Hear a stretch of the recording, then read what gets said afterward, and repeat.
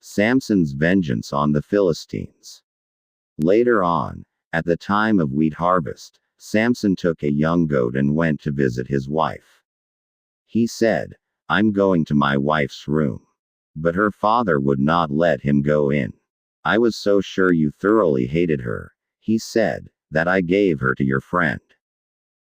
Isn't her younger sister more attractive? Take her instead." Samson said to them, "This time I have a right to get even with the Philistines. I will really harm them." So he went out and caught 300 foxes and tied them tail to tail in pairs. He then fastened a torch to every pair of tails, lit the torches, and let the foxes loose in the standing grain of the Philistines. He burned up the shocks and standing grain, together with the vineyards and olive groves. When the Philistines asked, "Who did this?" they were told, "Samson, the Timnite's son-in-law, because his wife was given to his friend." So the Philistines went up and burned her and her father to death. Samson said to them, "Since you've acted like this, I won't stop until I get my revenge on you." He attacked them viciously and slaughtered many of them. Then he went down and stayed in a cave in the rock of Etam.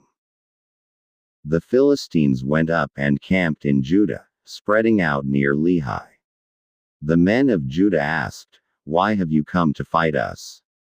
"We have come to take Samson prisoner," they answered, "to do to him as he did to us."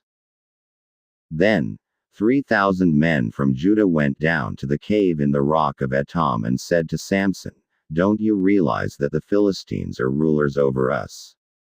What have you done to us?" He answered, "I merely did to them what they did to me."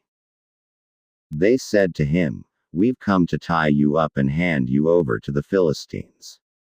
Samson said, "Swear to me that you won't kill me yourselves." "Agreed," they answered. "We will only tie you up and hand you over to them. We will not kill you." So they bound him with 2 new ropes and led him up from the rock. As he approached Lehi, the Philistines came toward him shouting. The Spirit of the Lord came upon him in power. The ropes on his arms became like charred flax, and the bindings dropped from his hands.